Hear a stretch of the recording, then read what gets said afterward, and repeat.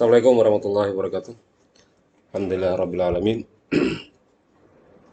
Allahumma shalli wa sallim wa barik ala sayyidina Muhammadin wa ala alihi wa ashabihi ajmain. Kawan-kawan yang berbahagia. Eh, Alhamdulillah pada kesempatan hari ini masih bisa diberikan peluang untuk belajar meskipun harus secara online ya karena ada kegiatan pada hari ini ya dengan pimpinan. Jadi khawatir tidak bisa masuk di kelas, maka solusinya mungkin dengan cara seperti ini lebih bagus ya. Dengan mengucapkan basmalah, bismillahirrahmanirrahim, semoga memberikan manfaat dan berkah apa yang kita pelajari pada hari ini. Amin ya rabbal alamin. Melanjutkan ke materi sebelumnya sudah kita bahas, kemudian masuk ke bab 3 ya. Kita masuk ke bab 3 atau yang pertemuan ketiga. Kalau hitungan saya itu 1, 2, 3 atau 4 ayat 3. Nanti silakan komentar di bawah ini sesuai dengan jam yang kita tentukan, di jam yang tentukan saja untuk mengetahui Anda hadir atau tidak ya. Jadi tidak perlu pakai hadir Pak, ada usah. Sebutkan aja komentar Anda dari apa yang Anda dapatkan dari materi hari ini. Jangan pakai nama name jangan ya. Nanti ada yang menyalahgunakan ya. Boleh pakai nama dan name kalau memang nama di akun YouTube-nya itu tidak ada namanya ya. Misalnya pakai nama samaran. Sekiranya saya tidak bingung saja ya. Lokal berapa mungkin bolehlah ya. Bab ketiga, tujuan kita pelajaran hari ini adalah pertama mengerti kaidah pertama secara terperinci. Ya. Yang kedua, mengetahui dasar hukum kaidah pertama, penerapannya dan kaidah furu'iyahnya. Ya. Nah, jadi ini kaidah utama atau kaidah asasiyah. Ya. Nah, seperti ini. Kaidah asasiyah ini adalah kaidah yang pada prakteknya disepakati seluruhnya. Ya. Nah, arti sepakati seluruhnya ini adalah muttafaq, al-muttafaq fil kaidah. Ya. Nah, disepakati ini ada 5 kaidah. Tuh 2, 3, 4, 5. Ya. 5 kaidah ini yang nanti akan muncul berbagai macam kaidah furu'. Ini namanya asas. Ya. Kaidah asasi atau kaidah utama. Yang ini namanya furu'i. Kaidah cabang. Ya. Kaidah utama. Nah, kaidah utama ini yang pada prakteknya menjadikan furu'iyahnya atau cabangnya akan bermacam-macam model kasus ya. Kalau kasus di utama itu adalah misalnya niat, nah nanti ada masalahnya bagaimana jika niat antara wajib dengan sunnah, bagaimana ketemu sunnah dengan wajib. Misalnya puasa Ramadan plus dengan hari Senin bolehlah, nah itu.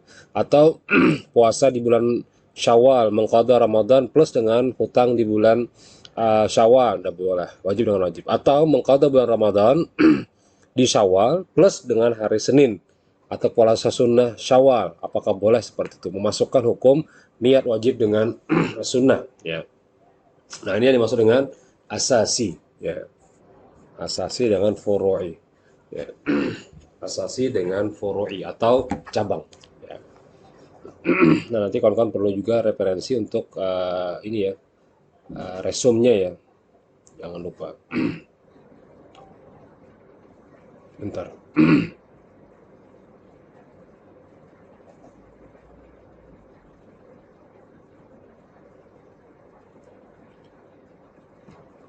Qawaid fiqih ini ya, salah.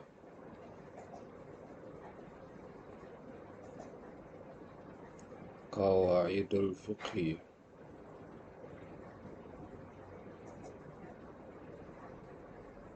Bentar.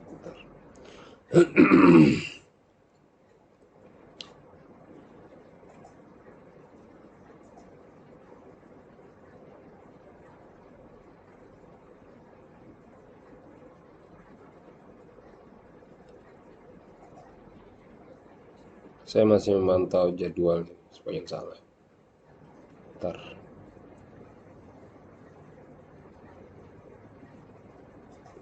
Nah, maka kalau kita pahami bahwa semalam sudah kita bahas kaidah fikih itu pada prakteknya adalah qadha al-kulliyah. Qadaya al-kulliyah allati yandariju tahta kulli wahidatin minha hukmun juz'iyatin katsiratin. Hukum yang bersifat universal atau kulli atau seluruhnya yang diikuti oleh satuan dengan hukum yang juz-juz itu artinya cabangnya ya. Ada yang namanya cabangnya. bentar.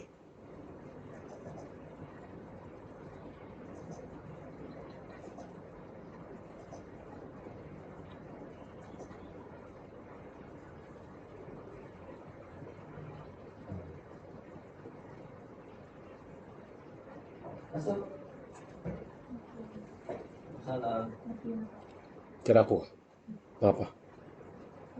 Oh, bentar aja lah, lambat mungkin. Aku lagi online sebentar aja. Nah, hukum kuli ini pada prakteknya umum, ya, umum. Nanti akan muncul bermacam-macam kaidah fikih yang bersifat juz'i atau cabangnya. Ya, jadi ada kuli, ada cabang ya.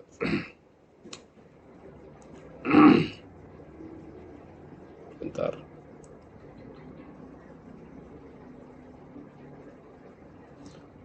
Nanti akan saya kirim juga contoh tugasnya.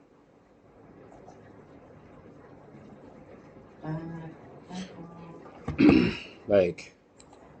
Kemudian masuk ke pemahaman umum lagi, ya, bahwa pada prakteknya kaidah fikih itu lebih cenderung kepada qawaidul fiqhiyah yang bersifat umum ya. Jadi ada ruang lingkup yang asasi. Di ruang lingkup asasi yang kita pelajari hari ini adalah ruang lingkup qawaidul khamsah. Ini yang wajib dihafal secara prakteknya adalah 5 dulu. Nanti setiap satu kaidah ini mungkin akan muncul lagi bermacam-macam kaidah lainnya. Ya, misalnya kaidah asasi ya, dan kaidah furu'i nanti juga kita bahas ya.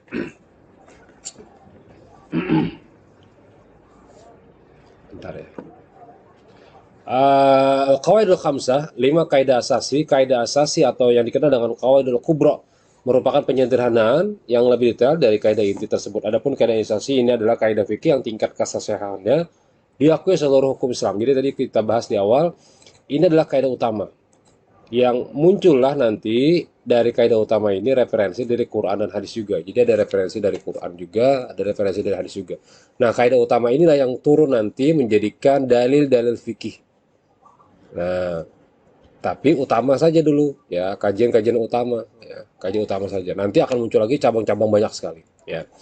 Nah, kita ambil yang pertama, kaidah pertama adalah yang masyhur al-umuru biqasidiha. Ini ada hafal. Al-umuru bimaqasidiha. Al-umuru biqasidiha, segala perkara tergantung kepada niatnya. Ini kaidah pertama yang semua sepakat bahwa niat bagian daripada ibadah. Ya, niat bagian daripada ibadah. Segala perkara al-umuru bimaqasidiha. Segala perkara tergantung pada niatnya. Yang kedua, al-yaqinu la yuzalu bisyak. Bentar ya.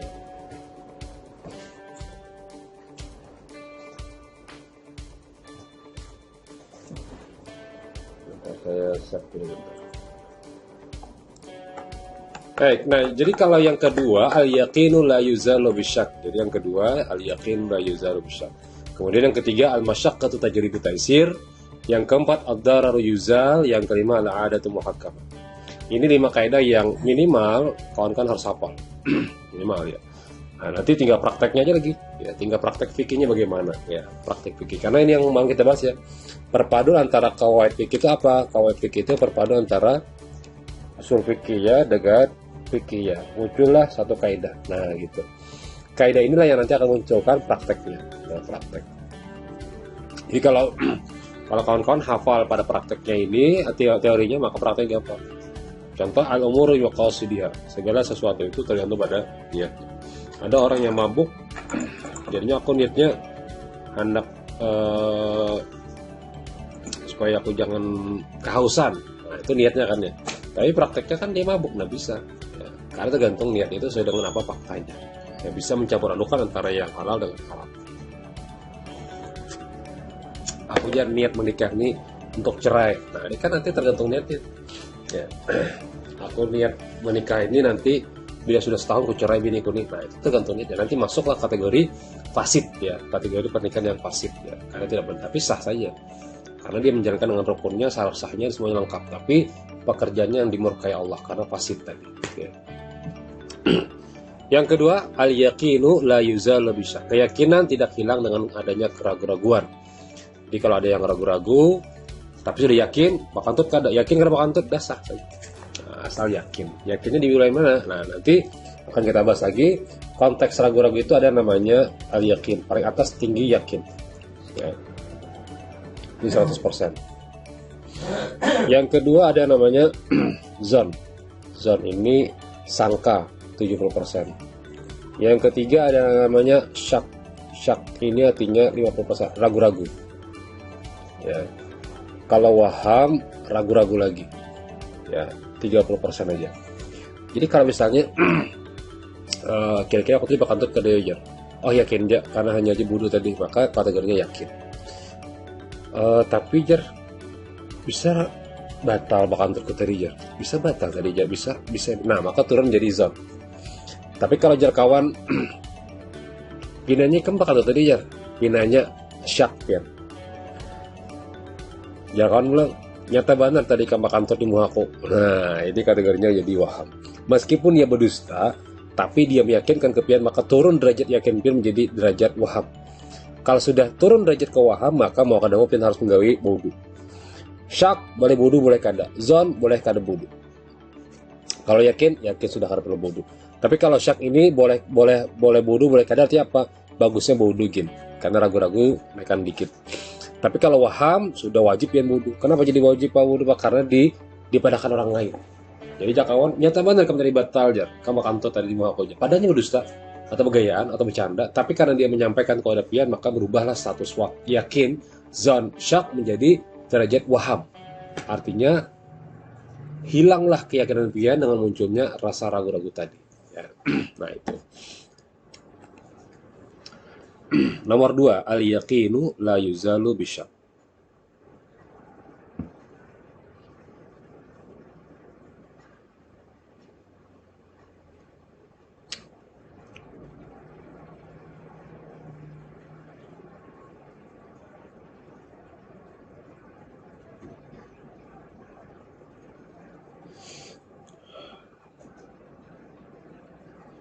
Bentar.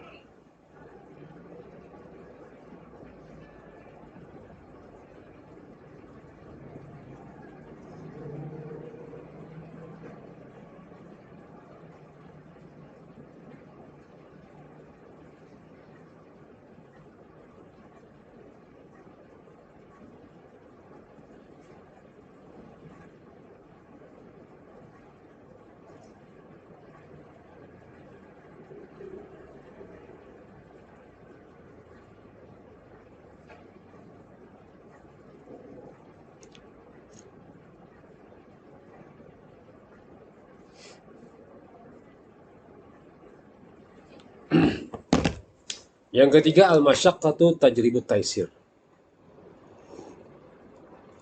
yaitu kesulitan mendatangkan kemudahan. Artinya jika ada sesuatu yang mungkin dianggap menyulitkan, misalnya tidak bisa berdiri karena uzur sakit kaki, maka dia boleh uzur duduk sholatnya. Karena kawajua duduk, boleh dia baring di lantai. Karena kawajua baring di lantai, boleh dia menggunakan isyaratnya. Artinya step by step kemudahan itu ada dalam masalah ibadah. Al-masyaqqatu tajribu taisir, orang yang dalam perjalanan jauh, maka dia boleh mengqasar. Boleh juga nanti berbuka puasa jika memang dia tidak sanggup puasa. Kenapa? Masyaqqah. Masyaqqah itu artinya kesulitan, ya, atau ada sesuatu yang sifatnya mudarat atau yang memberatkan, ya. Maka jika sudah masuk kategori hal yang memudaratkan, maka boleh mendapatkan kemudahan, ya.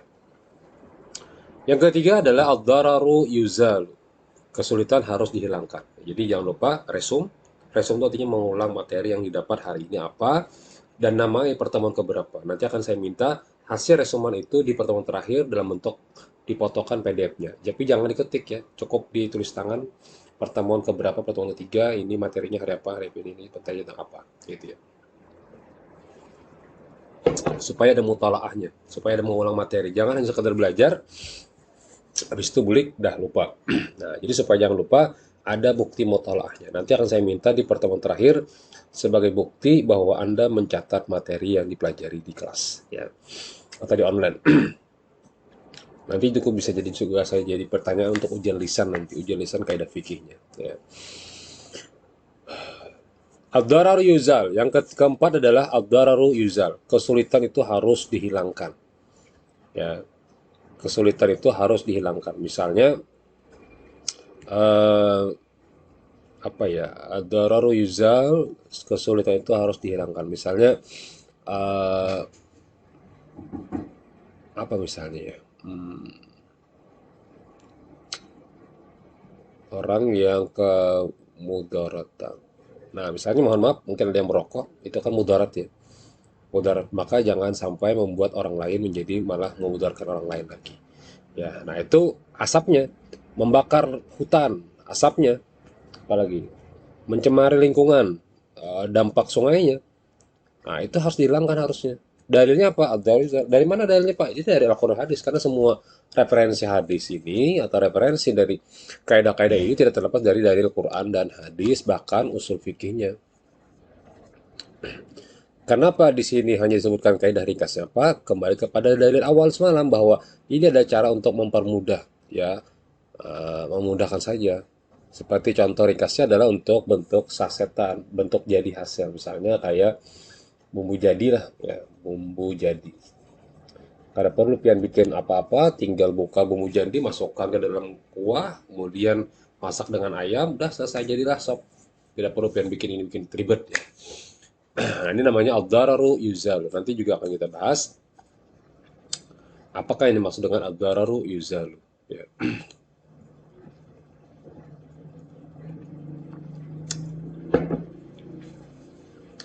Al-adatu muhakkamatun. Adat dapat dijadikan pertimbangan dalam menetapkan dan menerapkan hukum. Ya, nah, nanti tugas kawan-kawan untuk pertemuan hari ini selain meresum adalah tambahkan contoh lainnya dari contoh yang saya sebutkan tadi. Nanti juga kita bahas tambahkan contoh dari pihak. Jadi tulisnya karena contoh dari saya. Minggu depan akan kita bahas di kelas insya Allah bila tidak ada perubahan offline atau online. Ya. Al-adatu muhakkamah yang kelima, dalil asasiyah atau kaidah fikih yang tingkat kesahihannya diakui oleh seluruh ahli hukum Islam, yaitu al-adatu muhakkamah. Al-adatu muhakkamah artinya adat dapat dijadikan pertimbangan dalam menetapkan dan menerapkan hukum. Ya. Eh, Kalau adat itu dijadikan sebagai pertimbangan dalam hukum, adat seperti apa, Pak? Adat yang digunakan oleh seluruh dunia atau secara umum. Ya, contoh gini. eh, apa ya? Perempuan yang haid, perempuan yang haid adatnya berapa hari dalam satu bulannya? Satu kali palingnya. Nah, setelah satu kali dia haid atau mens, berapa hari dia mens tadi? Nah, adatnya ada yang mungkin 1 hari 2 hari sampai 3 hari, ada yang sampai 1 minggu, ada yang bahkan mungkin 10 hari, tergantung daripada eh, faktor internalnya. Nah ya, faktor dari perempuan itu sendiri.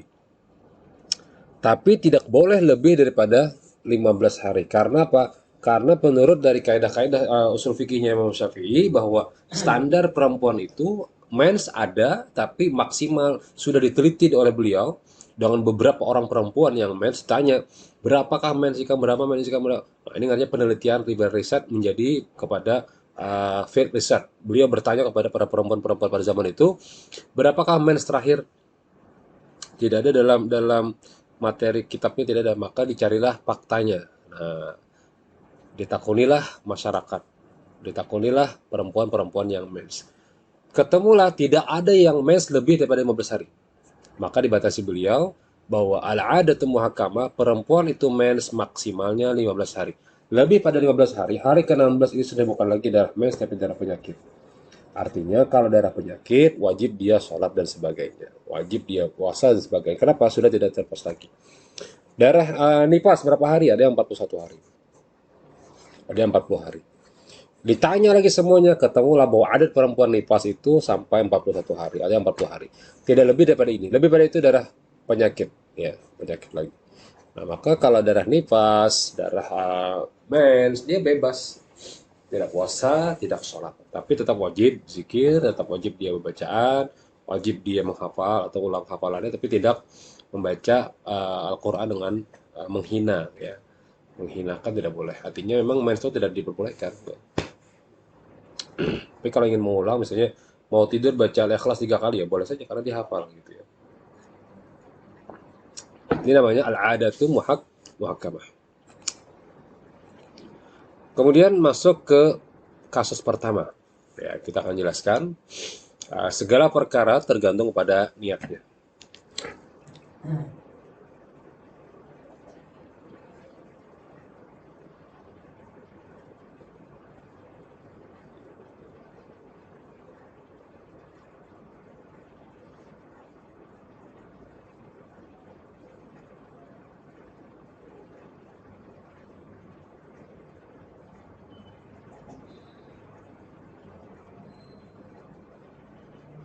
Segala perkara tergantung pada niatnya.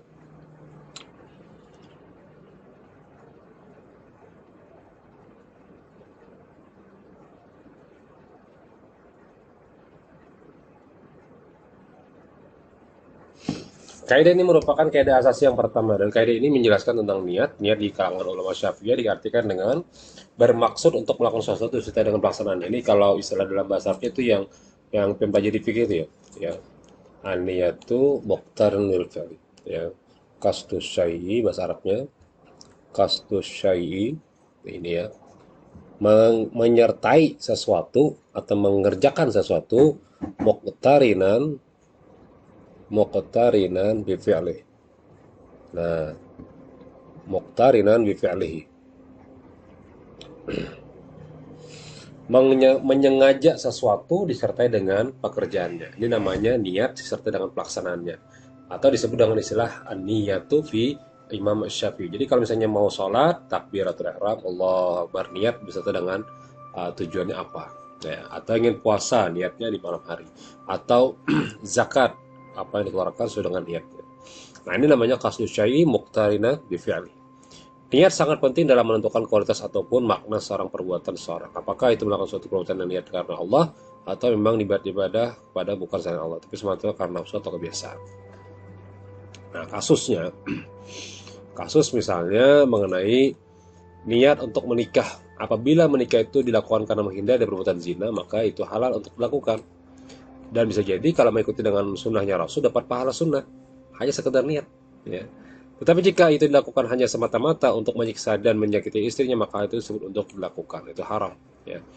Nah ini ngarannya tergantung nih niat. Misal, niat dalam hukum nikah ada banyak ya, banyak sekali yang belajar dalam hukum nikah sebagai ada yang mubah, ada yang haram, ada yang sunnah dan sebagainya. Nah pada prakteknya hukum nikah itu bisa berubah jadi sunnah ketika dia niatnya menjalankan perintah Rasul. Makan tuh mubah, minum mubah. Waktu ini saya minum mubah. Ya. Hukumnya mubah.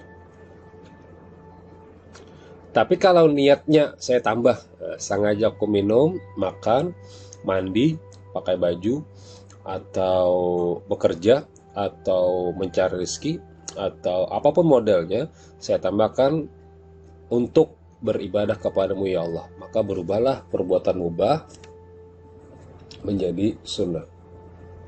Asal perbuatan yang benar ya, yang sunnah-sunnah juga, jangan yang maksiat atau yang bertentangan dengan hukum. Dan bisa lagi tambah lagi sunnah plus mutaba'ah dengan Nabi. Mutaba'ah, apa arti mutaba'ah itu Pak? Mengikuti dengan Rasul. Kalau ditambah lagi seperti niatnya Rasul. Nah ini tambahan gampangnya. Seperti niatnya Rasul. Nah, kita udah tahu niat Rasul seperti apa, maka kita kiaskan, kita gabungkan niat Rasul dengan niat yang kita kerjakan. Misalnya, sengaja aku mandi seperti niatnya Rasulullah mandi. Sengaja aku makan seperti niatnya Rasulullah makan. Sengaja aku berangkat kerja seperti niatnya Rasulullah berangkat kerja. Sengaja aku dan sebagainya. Itu namanya menyengajai sesuatu perbuatan yang disertai dengan perbuatan sunnah plus mutabah Nabi. Apa tujuannya? Tujuannya adalah man ahya sunnati. Man ahya sunnati artinya apa? uh, man ahya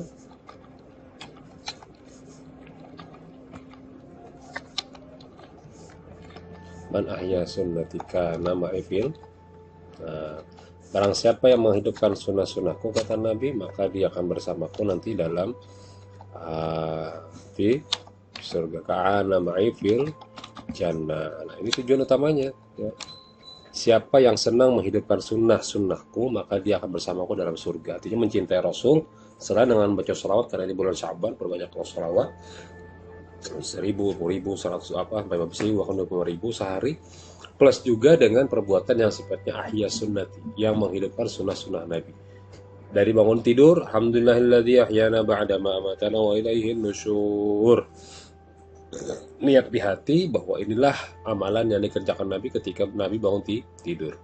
Kemudian Nabi juga membaca inna fi khalqis samawati wal ardi wa ikhtilafil laili wan nahari wal fulki allati tajri fil bahri bima yanfa'un nasa wa ma anzalallahu minas samaa'i min ma'in fahya bil ardi ba'da mautiha wa bassa fiha min kulli dabbati wa tashrifil riyahi was sahabi musakhkhari baina samaa'i wal ardi la'allakum qaumun yaqilun. Itu yang dibaca Nabi. Ada juga yang dibaca sebelum tidur dan yang dibaca sudah tidur. Tujuannya apa? Supaya hal-hal yang sifatnya hafalan kah atau ingatan kah itu kan hilang. Ya, dibaca itu. Surah berapa tuh Pak? Catatnya yang tadi tuh. Kalau diulangi juga, kalau di pause. Cari jeda Al-Quran ada. Inna fi khalqis sama, nanti pin cari di internet. Ulangi aja kalimat tadi. Al-Baqarah berapa itu ya. Kemudian bangun tidur, setelah itu mungkin ada cuci tangan, karena aja Nabi, janganlah engkau mandi atau masukkan tangan ke dalam sebuah kolammu, kecuali engkau sudah mencuci tangan. Nah, ketika kita mencuci tangan tadi, kita niatkan seperti niatnya Rasulullah mencuci tangan. Kenapa? Karena dalilnya hadisnya, barang siapa yang mau tidur, jangan engkau masukkan tanganmu ke sebuah bejana, sampai engkau masukkan tanganmu itu ke dalam, atau kau bersihkan dulu di tangan. Tujuannya apa? Supaya bersih daripada hal-hal yang fa'innaka la tadri aina batat yadaka. Karena engkau tidak tahu engkau tadi malam ngapain aja tanganmu itu. Nah, itu cuci tangan. Habis itu ambil air wudhu atau sebagainya. Baru salat tahajud. Nah, salat tahajud juga dikerjakan. Ya, kenapa jadi salat tahajud? Kemudian apa yang mau dikerjakan di situ? Nah, itu ngarannya mutabah, mengikuti dengan kegiatan-kegiatan Nabi. Ya, tujuan akhirnya apa? Ya tadi man ahya sunnati boleh, atau orang yang mencintai atau mengikuti kegiatan-kegiatan yang dikerjakan oleh Nabi gitu ya.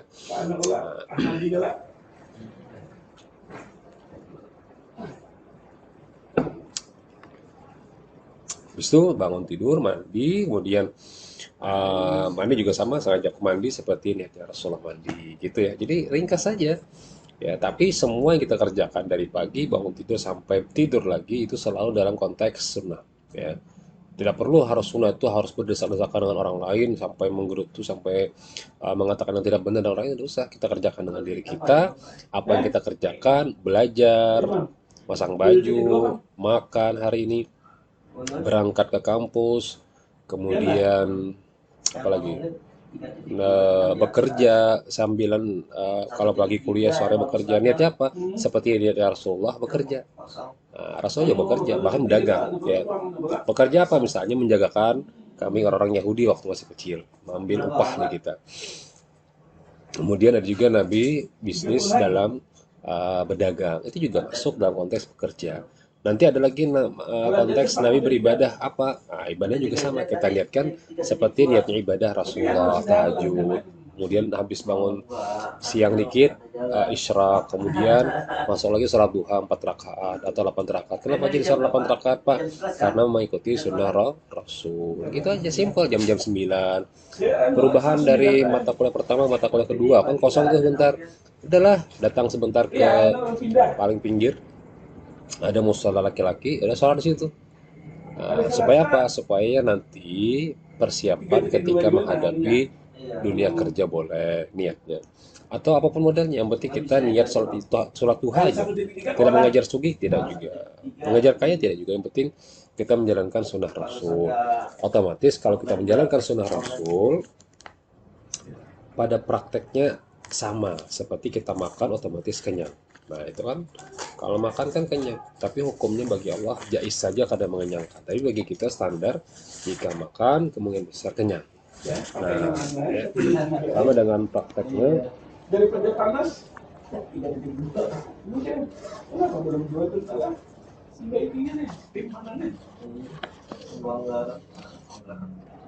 Pada prakteknya seperti itu ya. Nanti bisa jadi ini menjadi sebuah perubahan dalam konteks bahwa kita bisa memanfaatkan mutaba'ah ya, mutaba'ah.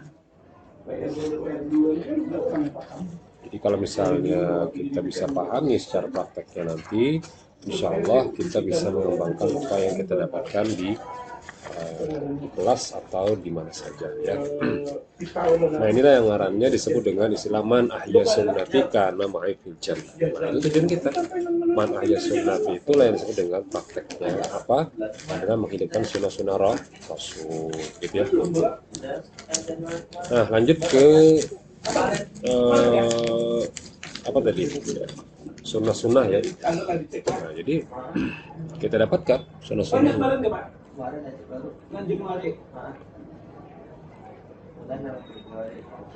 Kita dapatkan sunnah-sunnahnya misalnya bekerja ya, tujuannya untuk apa, itu ada sunnahnya ya. Makan, kemudian sholat duha. Kenapa jadi sholat duha? Karena Nabi nyuruh, udah selesai gitu aja ya. Kenapa jadi bersedekah? Karena Allah nyuruh, Nabi nyuruh, udah gitu aja. Masalah sisanya urusan Allah, yang penting kita bekerja secara maksimal ya, secara maksimal artinya kita berusaha secara maksimal. Apa yang kita bisa dapatkan, inilah yang kita tujuan dalam mutaba'ah atau mengikuti dalam sunnah-sunnah Rasul ya.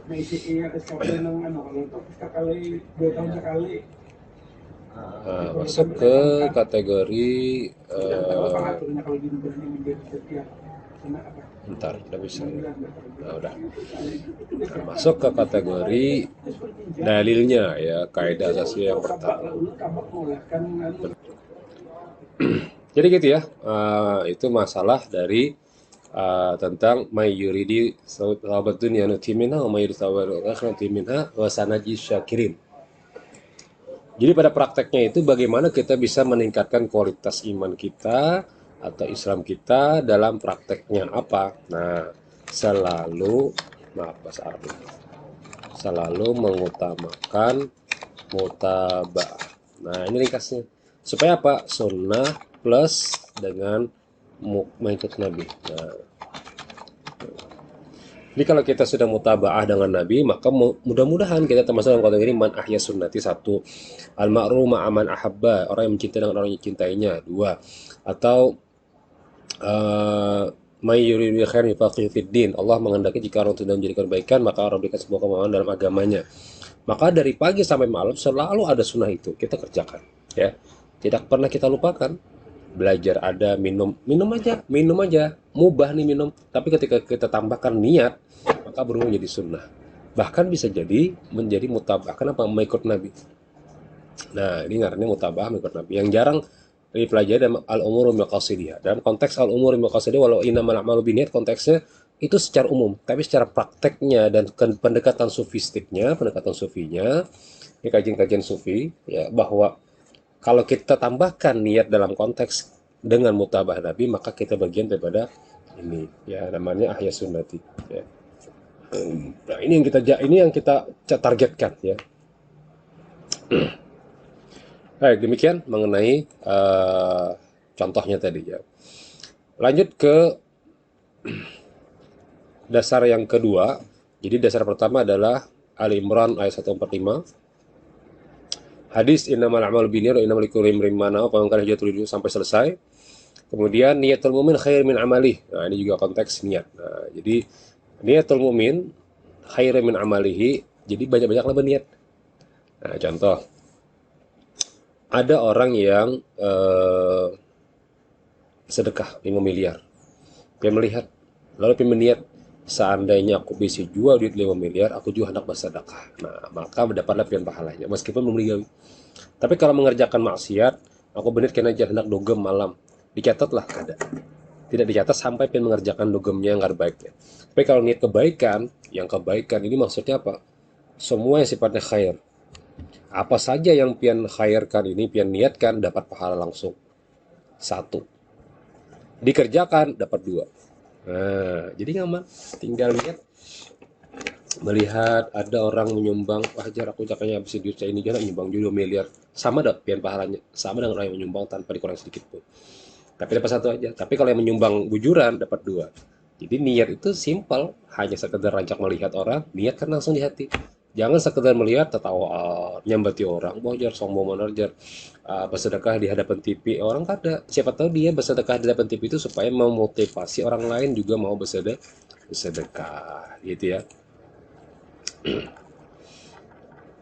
Nah, jadi al-umuru yuqasidiha, dasar kaidahnya sudah jelas, hadis inna malu biniat wa inna malikul himna wa pamangkana hijratu di dunia ila rasul wa rasul wa hijratu ila Allah wa rasul wa kana hijratu di dunia siwa imratin fa hijratu ila ma hajara ilaihi ya.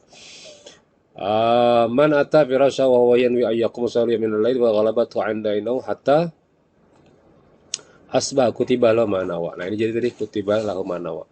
Niat saja bangun pas anak guring, niat nih, niat hendak sholat malam pas guring karena bangun-bangun maka dia pahala. Misalnya aku aja hendak puasa sunnah Senin esok atau sunnah Kamis, rencana sudah siap nih, nasi sudah dimasak, iwak sudah disiapkan untuk besok digoreng sebagainya, pas bangun tiba-tiba sudah Allahu Akbar subuh, maka dapatlah pian pahala sunnah puasa Senin atau Kamis. Ringkas kan, jadi banyakin niat aja, banyakin niat, terbanyak niat. Apa aja Pak niatnya itu Pak? Semua niat yang kebaikan, semua niat yang baik. Maka dapatlah pahala dan sunnah Nabi. Ringkas, ya, ringkas saja. La amila liman la niyatalau. Hadis riwayat Anas bin Malik, tidak ada pahala bagi perbuatan yang tidak disertai dengan niat. Artinya, kalau sekedar saja memberi tanpa apa tujuan sebagainya, ada apa juga. Tapi kalau tidak ada niat, tidak benar juga. Ya, tidak ada pahala. Misalnya sholat subuh tidak ada niat, ya tidak benar. Sholat maghrib tidak ada niat, maka tidak benar. Niatul mu'min khairun min amal, itu kita bahas ya. Bahwa niat seorang mu'min itu lebih baik daripada perbuatannya. Artinya, apalagi diperbuat. Ya, bersedekah karena kawan melihat orang sedekah, memberi nasi pinggir jalan, berniat di hati, ya Allah jakanya aku ini ada kesempatan hendak ya coba sedekah kayak inya tuh, dapat pahala pian satu, dapat dikerjakan dapat dua. Tapi kalau berniat yang jahat tidak dicatat malaikat sampai pian kerjakan yang jahatnya. Nah gitu. Ini malam berniat tadi seperti apa, orang yang berwudu harus dibaca dalam hati gitu ya, niat itu dalam hati ya. Jadi konteksnya niat itu dalam hati, tidak dikatakan niat kalau tidak disebutkan di dalam hati. Tapi kalau diucapkan itu Bang Pak, kalau diucapkan itu sifatnya adalah lafaz. Nah, jadi lafaz itu yang diucapkan. Kalau niat itu yang didiam dalam hati. Dalam hati aja gretek hati ya. Nah, jadi sama kayak kawan-kawan. Ya. Silakan dulu lah, di like dulu, silakan komentar di pertengahan ini pas ya komentar, jangan sampai di luar waktu. Dan yang belum yang subscribe boleh klik dulu, ping. Sambil niat mudah-mudahan kau online live di YouTube, karena aku belum sampai jar buat YouTube-nya ada boleh live YouTube sebelum kau sampai subscribe-nya 1000 kejar ternyata. Jadi aku ngalih mana untuk live nih. Kalau Zoom itu live-nya karangan. Kemudian kalau Google Meet live-nya karangan juga. Karena pian harus online. Tapi kalau YouTube tidak. YouTube itu hanya menggunakan pendekatan yang sifatnya kecil aja gitu. Ya. Nah, Instagram bisa juga sebenarnya. Cuma Instagram itu model-model desainnya ngalih. Ya, desain-desainnya ngalih. Setting-settingannya untuk mencocoret itu agak sedikit sulit gitu aja bedanya. Ya. Silakan di subscribe, like juga boleh dah. Dan niat belajar itu meskipun di online, ta'alluqul qalbi ya. Ta'alluqul qalbi meskipun kita online ya, pian harus memiliki ini. Ta'alluq al-qalb. Apa artinya Pak? Ta'alluqul qalbi itu Pak ikatan hati. Kok ikatan cinta ya? Nah, atau tulisan. Ikatan hati. Apa artinya Pak ikatan hatinya Pak? Bahwa saya belajar ini memang saya senang dengan sidin, senang dengan ilmu ini, hatiku juga gembira dengan belajar seperti ini. Itu niat di hati. Supaya apa? Supaya dapat juga manfaat dan berkah dari pelajaran yang kita dapatkan. Oke lah kita tidak di tempat bersama secara talaki, tapi hati kita dekat dengan sidin, hati kita dekat dengan kitab ini, hati kita dekat belum jadi, maka insya Allah selain dapat ilmu juga dapat berkahnya, barokah. Apa arti barokah itu Pak? Bertambahnya kebaikan dari kebaikan sebelumnya. Tapi kalau malah bertambah buruk, berarti ada yang salah dalam diri kita. Hari ini kuliah, besok koler, berarti ada salah nih. Hari ini rajin, besok ada rajin lagi belajar, berarti ada salah. Nah, tapi kalau barokah, dia akan bertambah sebuah kebaikan terus. Bertambah terus kebaikan. Dulunya mau maksiat, kurang. Dulunya mencuntan tuh sekilo, sekarang berkurang setengah kilo aja. Itu berkat. Nanti sampai akhirnya habis, tidak lagi mencuntan. Kenapa? Selalu dapat berkah dari Allah. Kenapa? Berkah itu Pak, karena sifat berkah itu adalah suatu pemberian yang Allah berikan berdasarkan apa hadis-hadis Nabi dalam sebuah majelis ilmu. Ya. Sama kayak majelis maulid Nabi ya di online ya sekarang ya. Majelis maulid Nabi online di apa lagi? Di pengajian-pengajian banyak online. Maka niatkan bahwa hati saya ta'alluqul qalbi dengan beliau. Saya mencintai beliau karena Allah Subhanahu wa taala. Saya mencintai ilmu karena Allah Subhanahu wa taala. Saya mencintai pemahaman karena Allah Subhanahu wa taala sehingga berkah didapatkan nantinya. Apa berkah itu, Pak? Suatu ketika mungkin kita akan paham hari ini, suatu ketika mungkin Allah akan pahamkan.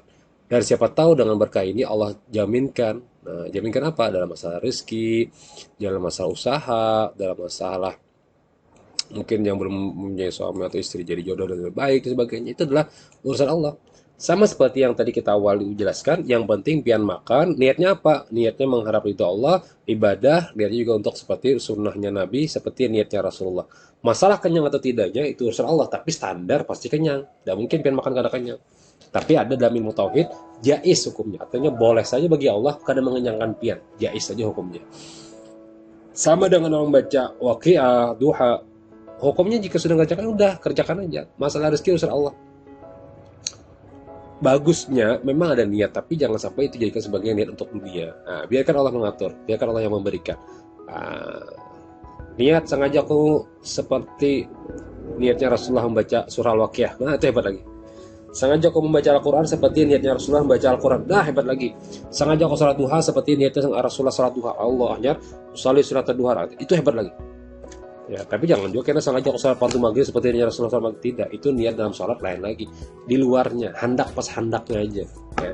Handak Tuhan, niatnya seperti Rasulullah. Waqiah, tasbih, tahmid, tahlil, sholawat, atau istighfar. Karena di bulan Sya'ban perbanyaklah sholawat. Ya. Banyakin sholawat, duduk, ya. Daripada mongot, terjelas. Apalagi merenungin nasib pada kehabisan. Ya, silakan. Ya. Baik, ini namanya nih niat. Ya, jadi kalau kita pahami bahwa niat itu adalah qasdu, makanya ada tujuan. Ada juga yang kemauan yang sifatnya azab. Ya.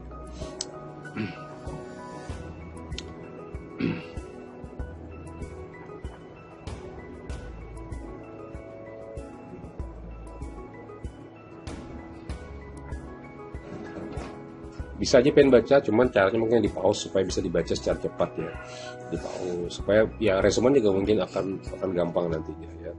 Tidak saya baca seluruhnya supaya kawan-kawan juga bisa membaca sendiri dengan cara apa, di pause kemudian dibaca sebentar, kemudian lanjutkan lagi, baca lagi.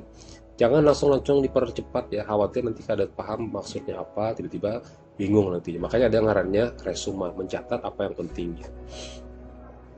Nah, jadi kesimpulannya bahwa kalau kita artikan ya dalam melakukan suatu sedang perbuatan, maka itu adalah sifatnya adalah mukrunah atau peimbayan, gitu ya. Tamis tidak kita bahas. Mengetahui yang diniati harus jelas. Kemudian tidak ada yang bertentangan dengan hal-hal yang bertentangan niat. Ya. Fungsi niat pertama untuk membedakan antara adat dan ibadah. Misal puasa. Puasa kita sudah menahan makan, minum, sebagainya. Tapi ketika kita niatkan puasa maka berubah menjadi pahala. Tapi kalau kada makan aja ya diet aja ngarapnya. Ya. Atau wudhu, ada yang semua aja, panas pun aja semua. Tapi kalau ada ibadah jadi wudhu. Ya. Zakat, kalau misalnya zakat ya zakat, sedekah ya sedekah. Nah, beda lagi kasusnya kalau membayar hutang. Silakan Anda baca aja.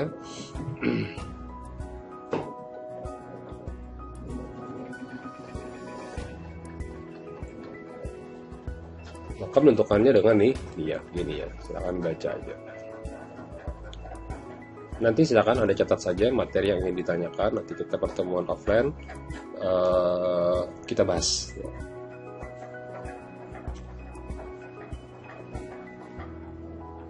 Tempat niat sudah kita bahas, waktu niat sudah kita bahas, ya.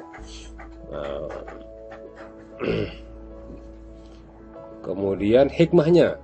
Hikmah penetapan niat itu pertama membedakan perbuatan ibadah dari perbuatan selain ibadah.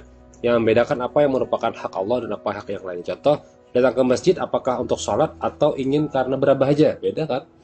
Datang ke masjid karena etikaf dapat pahala. Datang ke masjid karena ingin AC dingin, nah, beda pahalanya. Datang ke masjid untuk sholat, beda lagi pahalanya. Perjalanan dari rumah ke masjid dapat pahala, karena niatnya untuk sholat. Tapi kalau ingin istirahat aja, maka tidak ada pahala ketika dalam perjalanan ke masjid tadi. Kemudian yang kedua, membedakan tingkatan-tingkatan ibadah dilihat dari substansinya. Untuk membedakan kemampuan hamba atas apa yang diperbuatnya dan diekspresikan dengan tingkat keagungan pada Allah. Contoh, sholat terbagi kepada dua kategori, wajib dan sunnah. Demikian juga perkataan, ada yang sunnah, ada yang sebagainya. Maka tergantung niat yang membedakan kategori ibadah tersebut. Apakah aku sembahyang sunnah 2 rakaat atau aku sembahyang fardu subuh 2 rakaat? Beda. Tergantung niatnya. Maka tingkatan ibadah ini dilihat dari substansinya apa gitu ya. Nah, ini catatan-catatan saja, nanti bisa Anda baca sendiri. Ya. Contoh penerapan kaidah, 1 bidang ubudiyah. Dalam salat tidak disyaratkan niat menyebutkan jumlah rakaat. Maka yang namanya dalam bahasa fikihnya ada ngarannya qasad, sengajaku, ta'arud, menentukan, fardu atau sunnah, qasad, ta'arud, ta'yin. Ya, ta'yin artinya menentukan. Zuhur, fardu, zuhur, asar, maghrib atau isya dan sebagainya. Nah, itu ngarannya niatnya, makanya Allahu Akbar. Udah masuk sengajaku sholat fardu subuh. Dah selesai. 2 rakaat mengikut imam, menghadap kiblat itu tambahan saja, sunnah saja tambahan. Tapi yang wajib dalam niat 3, qasad, ta'arud, ta'yin. Menentukan niat sahajaku, ta'arudnya fardu atau sunnat, ta'yinnya menentukan dia subuh, zuhur atau asar dan maghrib isya. Ya. Paham ya? Jangan paham diulang lagi. Yang kedua, bidang muamalah. Saya hibahkan barang ini untukmu selamanya, tapi saya minta uang 1 juta rupiah. Meskipun katanya adalah hibah, tapi dengan permintaan uang maka akar tersebut menjadikan hibah. Dia akan akar jual beli dengan akibatnya. Ini jelas sekitarnya modal. Ini aku berikan menjar duit 5 juta, tapi kan diberikanlah 6 juta. Hibah lah Pak, lain. Itu riba. Jual beli lah Pak, tidak. Tapi hutang piutang. Cuman digantinya aja dengan bahasa hibah. Tapi niatnya tetap riba. Ya, niatnya riba. Seseorang yang memberikan materi tentang pemilihan umum. Nah, ini bidang siasah atau bidang politik dan sebagainya.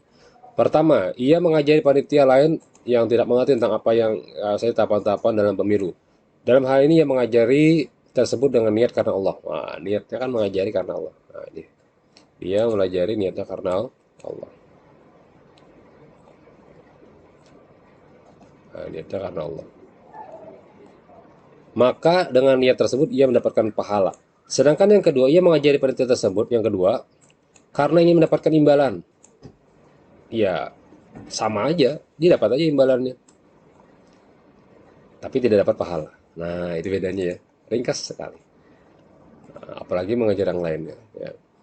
Dalam masalah jinayah misalnya, barang siapa berniat mengkosap atau merampas harta milik orang lain, lalu ia urungkan melakukannya, namun harta tersebut kemudian rusak di tangan pemiliknya, maka ia tidak dianggap sebagai pengkosap perampas dan tidak dikenai kewajiban mengganti karena meskipun ia lugas menyatakan dirinya berniat melakukan hal tersebut. Jadi ia mencuntan nih atau merampok, ternyata jadi pas rusak barang yang hendak dicuntan itu, maka tidak jadilah dia mengatakan merampok dan sebagainya. Ini adalah kaidah usus asas dari niat. Nah, nanti kita bahas lagi kaidah tentang furuknya, cabang dari al-umuru bimaqasidiha. Ada kaidah al-ibratu fil uqudi lil maqasidi wal ma'ani lil alfazi wal mabani. Nah, tapi nanti kita bahas lagi ya. Jangan terlalu jauh, kita fokus dulu di niat ya. Ini udah berapa menit? Ya. Yang kedua, kaidah umum yang utama adalah al-yaqinu la yuzalu bisyak. Keyakinan tidak bisa dihilangkan karena adanya keraguan-raguan ya. Nanti kita bahas lagi ya. Tapi masih ada waktunya ini sebenarnya. Ya, nanti Anda bisa ulang lagi lah ya. Kaidah ini berhubungan dengan keyakinan dan keraguan-raguan. Al-yakin Ragu-ragu sifatnya adalah syak. Ya, jadi yakin lawannya adalah syak atau ragu-ragu. Ya. Mengenai keraguan ini, saya Imam Abu Hamid Al-Asfirani itu ada 3 macam. Jadi kalau pian terlambat meresum, screenshot aja, klik. Bisa kan? Gampang. Keraguan itu berasal dari yang haram, keraguan berasal itu dari yang mubah, keraguan itu tidak diketahui pangkat asal usulnya atau syubhat. Ya. Dari orang di atas, maka dapat diperoleh pengertian secara jelas bahwa sesuatu yang bersifat tetap dan pasti dapat dihapus kedudukan oleh keraguan. Artinya, jika sudah yakin, udah, tidak usah lagi dipikir-pikirkan. Nah, jadi kalau konteks niat aja ada banyak sekali kaidahnya. Ini ada 3, ada 4. Nanti kita bahas juga. Ya, tapi kita fokus dulu di kaidah yang kedua ya. Al-yakin la yuzalu bisyak. Nanti kawan-kawan gantian mungkin membahas yang furu'i hanya saja. Ya. An Abi Hurairah radhiyallahu anhu qala sallallahu idza wajada 'ailukum bi batni syai'an fa ashkala 'alaihi akhraj minhu syai'an am la fala yakhrujanna min al-bazi hatta yasma'a sawtan aw yajida rihan. Jadi bakantut tuh bilanya ragu-ragu jangan diragukan, naikkan derajatnya. Ya, naikkan derajatnya apakah yakin 100% atau zon 70% atau syak 50% atau waham di bawahnya lagi. Jadi bila sudah tingkatannya sampai sini udah wajib yang wudu. Tapi kalau bisa pian naikkan, aku yakin dia sudah jangan ada batal, udah nggak apa, ada batal. Tapi kalau ada kawan memadahi, maka turun derajat meskipun pian yakin akan turun menjadi waham karena pada prakteknya ini sudah turun dari 100%. Ya. Gara-gara apa? Gara-gara pian dipadai kawan, ikut tadi makan tur jarna, maka berubahlah yakin pian menjadi waham. Jangan dilawani, udah ambil wudhu selesai. Tapi ulun yakin pak jangan ada batal, tapi kawan pian memadahi. Ikam tadi bakal tadi muhako tau aja. Nah, maka batal kategori yakin tadi. Kenapa? Karena ada yang merusak keyakinan pian. Siapa yang merusak keyakinan pian? Ya kawan pian tadi. Maka jangan tadi mau takon bila sudah yakin bilanya kada, jangan takoni kawan. Karena di kepada kawan ini pasang berubah. Yang sifatnya yakin tiba-tiba jadi ragu-ragu dan ujung-ujung jadi ragu-ragu yang sifatnya waham, ya.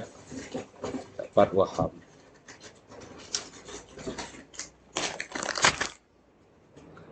Allah, kabarnya mana di kantor ada yang memberi hadiah endorse. Silakan. Katanya sehat dan bergizi. Ujar. Boleh dimakan tiap hari tanpa ada.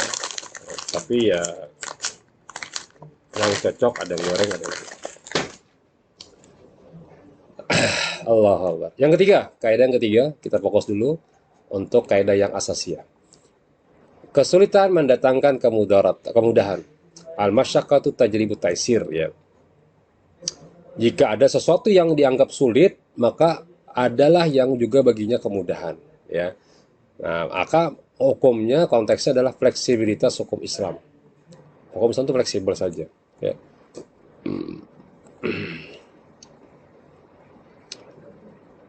Yang dimaksud ialah kelonggaran atau keringan hukum yang disebabkan adanya kesukaran sebagai pengecualian daripada kaidah hukum. At-tasir, inna dina yusrun. Ya, seperti apa contoh kaidah dalilnya Pak? Ini dalilnya. Agama itu mudah, tidak memberatkan. Ad-dinu inna dina yusrun. Ya, bahwasanya agama itu membuat kepada sebuah kemudahan. Tadi kita bahas jika tidak sanggup berdiri duduk ya. Jika tidak sanggup wudu maka tayamum, maka boleh saja tayamum ya. Kaidah keempat, kesulitan harus dihilangkan. Kaidah ini menjelaskan bahwa pertama, bahaya itu harus dihilangkan yang didasarkan pada hadis Nabi la dharara wa la dirar. Pak, bolehlah Pak minta filenya, tidak bisa. Maka pian tujuan pian dalam meresum supaya nanti bisa pian ulang-ulang, kemudian nanti mutalaah lagi malamnya. Supaya Pak, supaya berikit. Nah, ketika berikit, paham kada paham, insya Allah lebih berkah. Insya Allah. Asal pian belajar seperti ini, duduk menghadap HP atau laptop terserah pian. Kalau sibuk dengan yang lain, misalnya orang tua manggil, datangi orang tua, kan orang tua juga wajib manggil Anda. Sambil mencatat, mengingat materi, kemudian diulang-ulang, insya Allah. Kalaupun belum paham-paham juga, Allah akan mudahkan dan Allah akan pahamkan. Pahamaka Allah subhanahu wa ta'ala, jika pian memang hendak paham. Nah, tergantung. Tapi kalau sambil monjun, sambil berjualan, sambil belajar, sambil itu kan jelas. Maka khawatir tidak didapatkan dua-duanya. Ya.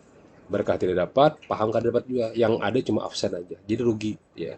Rugi. Tapi kalau misalnya ada yang wajib dikerjakan, kerjakan yang wajib. Misalnya, mama manggil, ya udah pause dulu. Pause, stop. Kemudian datangi. Ada mama, lu jangan tukar wadai, Bang. Ya, tukarkan wadai. Kemudian nanti baik lagi, kerjakan lagi, pahami lagi sampai selesai pembelajaran. Gitu ya. Bukan apa-apa sih, yang penting pian-pian dapat pemahaman ilmu yang bermanfaat ya. Ilmu yang bermanfaat itu adalah ilmu yang bisa menguatkan kita pada takut pada Allah. Itu aja. Bila pian sudah dapat mengkategorikan aku bisa takut pada Allah, maka ilmu yang pian dapatkan bermanfaat. Tapi kalau ilmu sihir tidak ada manfaatnya. Ya, gitu. Kesulitan yang harus dihilangkan. La darara wa la dirara, contoh kaidahnya. Ya.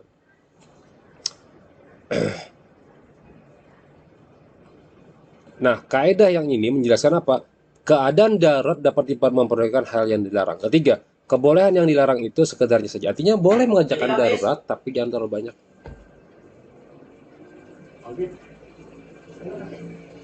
Kita kado jalan? Ada ya? Kada loh. Online. Pian jalan. Itu gantian. Mana ada bisa kayak itu? Bisa bener gantian tiap hari. Oh bisa. Yang jam 2 nih ujul 4 jam apa? Kami 4 jam kah? Dua jam ini lagi nah. Apa? Ini raktar. Raktar itu kamu kasih jawab. Fakultas. Jurusan dia juga. Nah, jadi ad-dararu la darara wal dirar itu sifatnya bahaya tidak boleh hilangkan dengan bahaya serupa. Misalnya aku hendak menghilangkan bahaya najis ini dengan cara aku lupas kulitku ini supaya hilang najis, tidak boleh. Ini mudarat juga.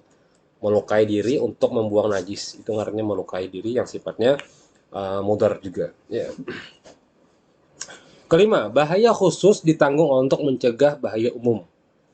Nah, artinya kada boleh membahayakan orang lain jika memang pada prakteknya itu lebih luas ganal bahayanya. Misalnya menjual lempox kekanakan. Ini pasti mabuk nih misalnya, atau ini pasti hendak mengolahnya mabuk. Nah, jangan dijual. Karena mudaratnya lebih besar. Tapi kalau orang tua yang menukar itu kita baik sangka aja, mungkin dia kesan melem kayu ya. Meskipun dia praktekkan untuk ngelempok juga, ngelem ya terserah dia. Tapi kalau anak kecil, dia disuruh abah ajar ya. Mungkin kalau kita jaga-jaga jangan. Sama kayak menjual mohon maaf kalau di luar negeri ya, bir itu menurut mereka tidak boleh dijual pada anak kecil. Boleh menjual pada anak kecil jika memiliki KTP abahnya. Bawa KTP abah hikamnya ke sini nanti kami jual lepian. Nah, itu artinya anak kecil tidak boleh mabuk. Nah, sehingga ketika dia mau nukar bir itu di supermarket, dia harus mencantumkan nomor KTP-nya atau bentuk KTP-nya akan di-scan-nya, barcode-nya, kemudian dia boleh membeli. Nah, itu sudah diatur. Kalau kita di Banjarnya atau di Indonesia ini tidak diatur. Ada yang akan mabuk, ada yang ini nukar sembarangan, ada yang nge-oplos, campur banyu, campur aki, campur spiritus, akhirnya meledak, duar, mati juga orangnya. Nah, maka darurat bermakna satu yang bahaya menimpa manusia jika ditinggalkan sehingga tidak ada satu lain yang dapat menempati posisinya. Ya, jadi kalau memang ini tidak memungkinkan, maka bisa jadi menghilangkan tubuh yang lainnya. Ya, maka ini jadi sebuah dispensasi. Alasannya pertama, darurat dapat dihilangkan dengan melakukan yang dilarang. Boleh aja, tapi batasnya ada. Tidak menemukan solusi lain, tidak ada lagi jalan lain. Darurat boleh, tapi kalau tidak ada lagi yang lain ya. Dan resikonya lebih kecil. Jadi kalau kita melakukan mudarat, misalnya aku aja lapar banget parut makan daging yang sudah basi. Nah, ini malah menyebabkan kematian kan? Maka jangan boleh makan. Contoh misalnya gini. Ada di masyarakat pesisir pantai itu melihat ada paus terdampar. Nah, kan boleh ya makan binatang sungai ikan laut ya. Tapi setelah seminggu mereka ada lagi makan. Kenapa? Jarbuhannya dagingnya sudah kada higienis lagi. Wajib kita kuburkan. Tapi ketika pertama-pertama dapat berebutan mengambil dagingnya. Kenapa? Karena mungkin Allah alam lah apa yang diambil ya. Tapi ketika sudah lawas didiamkan akhirnya menjadi mudarat. Nah, maka menghilangkan yang mudarat ini lagi sebuah kebutuhan wajib. Kenapa? Resikonya apa? Jika resikonya lebih besar tinggalkan. Nah, gitu ya. Boleh dicatat. Dalilnya inna haram alaikum wa ta'ala seterusnya ya. Yang merugikan kaidah. Sungguhnya Allah mengharamkan barah, dangkai, daging, babi sebagainya yang melampaui batas. Maka tidak melampaui batas catatannya ya, yang melampaui batas nih. Nah, kada boleh melampaui batas. Makan babi yang diharamkan karena terdampar. Makan sepuas-puasnya sampai kekanyangan, tidak bisa, tidak boleh. Ya. Sampai meriga, itu tidak boleh. Sekedarnya aja. Itu nanti ada kaidah lain. Ad-daruratu tuqaddaru biqadriha. Ada kaidah nanti. Ad-daruratu tuqaddaru biqadriha. Mudarat itu atau darurat itu akan diperbolehkan jika berdasarkan seperlunya saja. Ya. Atau jika kita sakawannya aja, jangan banyak-banyak gitu. Ya. Terakhir, al-'adatu muhakkamah. Adat itu menjadikan sebuah huruf hukum. Ya.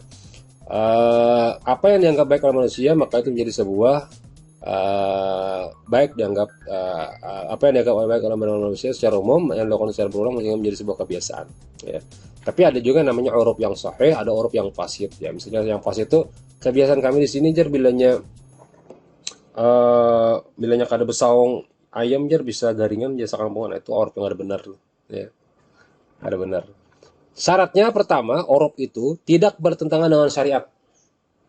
Tidak bertentangan dengan syariat. Jangan dipadahkan, ini adat kami jar, tidak bisa. Ini kebiasaan kami tidak boleh. Contoh urufnya yang sahih mencatatkan pernikahan di buku pernikahan. Uruf kita mengatakan wajib dicatatkan di pernikahan, apa di KUA atau sebagainya. Kenapa? Menghindari hal-hal yang sifatnya nikah siri atau nikah bawah tangan, ya. Sehingga pernikahan itu yang benar-benar resmi, bukan pernikahan yang seperti yang kita pahami asal jadi nikah, nggak boleh, ya.